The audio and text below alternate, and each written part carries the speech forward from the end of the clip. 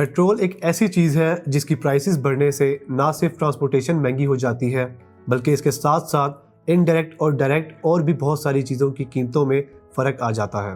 लेकिन सवाल ये है कि पेट्रोल महंगा होता कैसे है? क्या इसकी प्राइसेस कंट्रोल करना गवर्नमेंट के हाथ में होता है? और पाकिस्तान में ऑयल सबसे ज़्यादा कहाँ से ख़रीदा जाता है? ये सब हम आपको अपनी इस वीडियो में बताएंगे।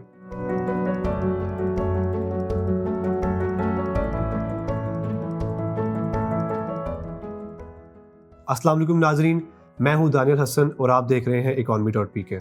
पेट्रोलियम की कीमतें मुख्तलिफ तरीक़ों से मुतासिर होती हैं, जिसमें global supply and demand, geopolitical events and economic conditions शामिल हैं। ताहम कोई एक इदारा पेट्रोलियम की कीमतों को कंट्रोल नहीं करता। कीमतों का तयन आलमी मंडी में सप्लाई एंड डिमांड की बिना पर होता है। जब पेट्रोलियम की मांग ज़्यादा होती है तो कीमतें बढ़ जाती हैं, जबकि कम मांग के नतीजे में आम तौर पर कीमतें कम हो जाती हैं। इसके अलावा जियोग्राफिकल सियासी वाक़यात और कुदरती आफात सप्लाई चेन में खलल डाल सकती हैं और कीमतों में उतार चढ़ाव का बाइस बनती हैं। जिन मुल्कों में क्रूड ऑयल यानी कि खाम तेल बहुत ज़्यादा मिकदार में पाया जाता है, जैसे कि USA, सऊदी अरब, रशिया, UAE और कुवैत, वो उसे दूसरे मुल्कों को बेचते हैं। क्रूड ऑयल हर मुल्क में पाया नहीं जाता। यही वजह है कि बाकी मुल्कों को इन्हीं कंट्रीज से ऑयल ख़रीदना पड़ता है ताकि वो अपने मुल्क की ज़रूरियात को पूरा कर सकें। इंटरनेशनल मार्केट में क्रूड ऑयल ख़रीदने के बाद इसे रिफाइनरीज़ में लाया जाता है और इसमें से पेट्रोल, डीजल, फर्नेस ऑयल और जेट फ्यूल प्रोसेस किया जाता है। अगर स्पेसिफिकली पाकिस्तान की बात की जाए तो पाकिस्तान में मेन 5 ऑयल रिफाइनरीज़ हैं जो सालाना तकरीबन 19.4 मिलियन टन्स ऑयल प्रोसेस करती हैं।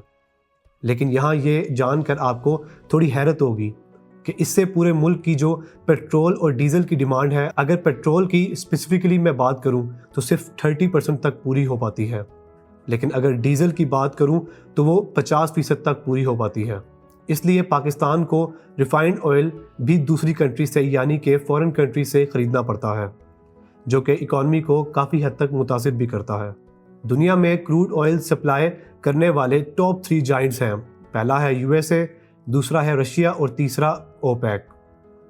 ओपेक पेट्रोलियम मसनूआत एक्सपोर्ट करने वाली मुल्कों की आलमी तंजीम है, जिसमें 15 मुल्क शामिल हैं।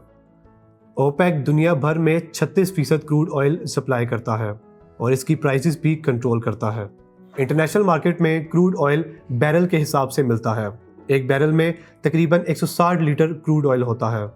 ऑयल रिफाइन होने के बाद लोकल ऑयल रिफाइनरीज पेट्रोल और डीजल की तैयारशुदा इन्वेंट्रीज OMC यानी ऑयल मार्केटिंग कंपनीज को बेचते हैं।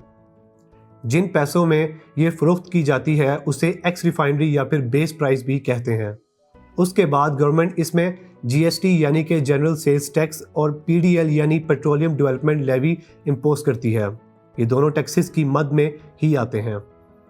पूरे मुल्क में पेट्रोल की प्राइसेस सेम रहें, इसलिए ओगरा एक मैकेनिज़्म का इस्तेमाल करती है जिसे IFEM यानी इनलैंड फ्राइट इक्वलाइजेशन मार्जिन कहते हैं, वरना कराची और इस्लामाबाद में जो पेट्रोल के रेट्स हैं वो बहुत ज़्यादा डिफरेंट हों।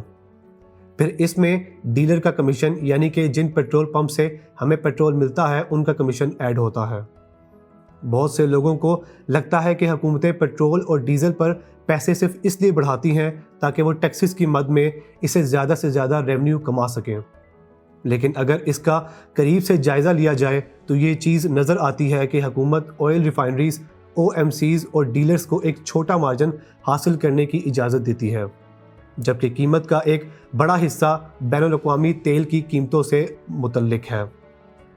पिछले कुछ अरसे से हुकूमत PDL और GST की सूरत में कोई भी रेवेन्यू हासिल नहीं कर रही थी ताकि उन लोगों को रिलीफ फराहम किया जाए जिनकी आमदनी बढ़ती हुई महंगाई की वजह से पहले से ही दबाव का शिकार है। इस तरह की मज़ीद वीडियोस देखने के लिए economy.pk को सब्सक्राइब करें। शुक्रिया।